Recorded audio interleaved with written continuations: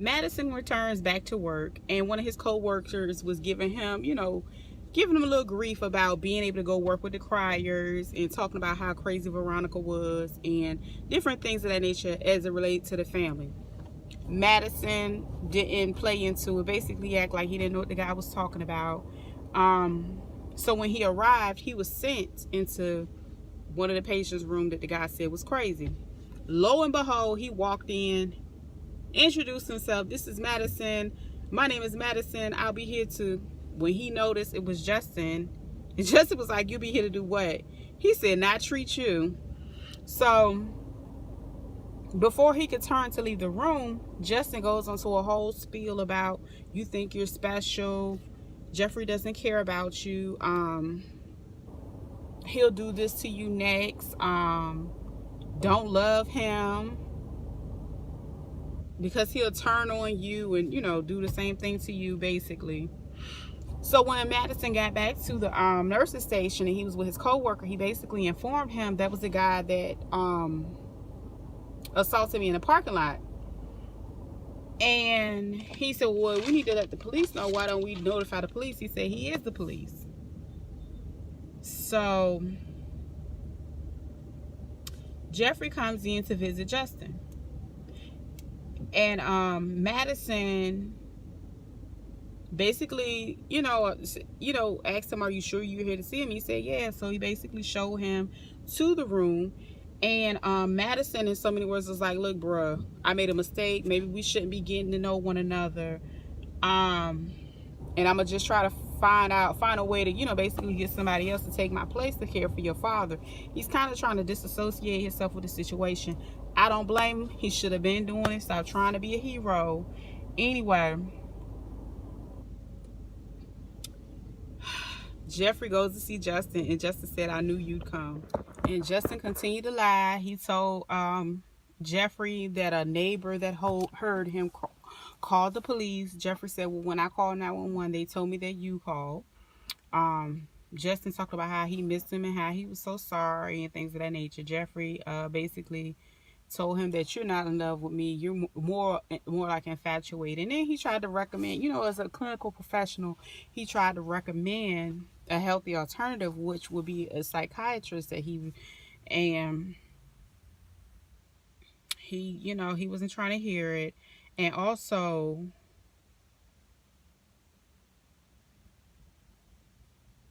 Jeffrey, informed him like, look, you need to just kind of stay away from me and listen to what he told you, because in so many words, it will happen again if you don't. And it's actually beyond his control. So, Jeffrey then goes out to talk to Madison and apologize and explain to him, given the situation, I will, appreciate if you respect it. And Madison told him, he said, the bruises on the back of my head won't let me. Like, basically, bitch, I done got jumped on and beat in the back of the head dealing with you because of this crazy ass man you got it going on in your life and whatever like that. So Madison at that point went ahead and let him know, I'm working on a replacement. Jeffrey was a little shocked. He was like, really, it's like that? So that's kind of how that thing ended with them. So Benny and Mitch out here like Thelma and Louise riding around looking for the Criers' home. They go to the old location that had got burned down seasons ago. They called Hannah, they called Candace, they couldn't get them on the phone.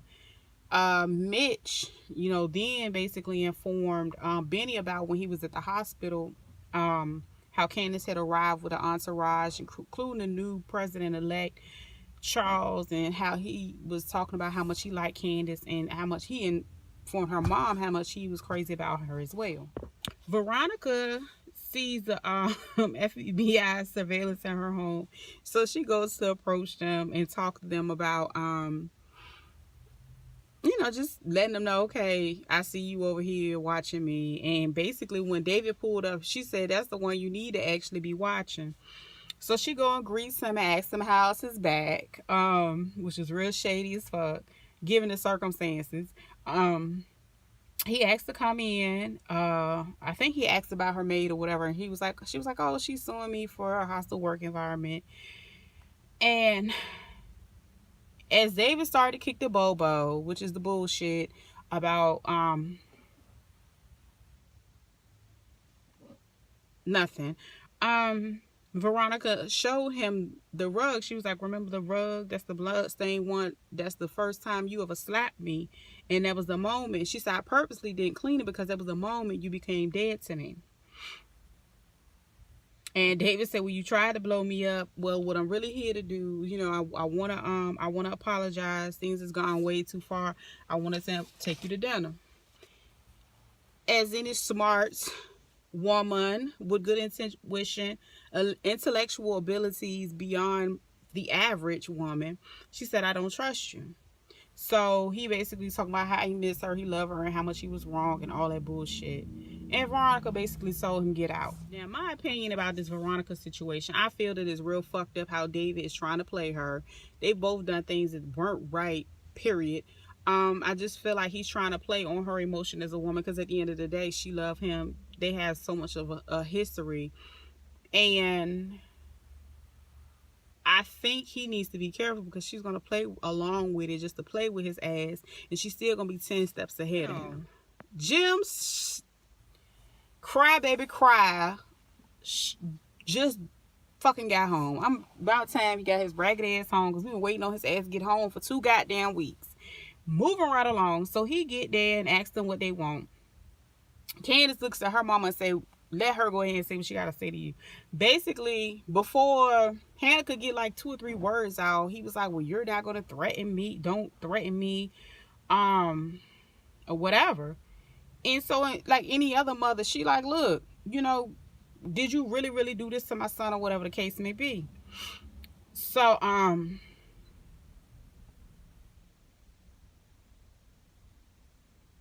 of course, he didn't respond. Candace basically asked him, you know, basically had something to say to him. He was like, oh, bitch, what you gonna do? You gonna threaten me with old pictures of, you know, whatever like that. And she wanted to know, you know, did you really come after my brother? So Jim commenced to call Hannah a bitch whore. No. He called Candace a bitch whore that stole his $8 million. And basically told, you know, them how they didn't scare him. And told him if he don't get his motherfucking money, it's gonna fuck around and be 3 stabbings about his $8 million each. And, you know, Hannah probably was so in shock and so pissed off and outraged at the same goddamn time. She was like, I'm not a bitch. So she got to taking her motherfucking earrings off. See, he thought that shit was a motherfucking game.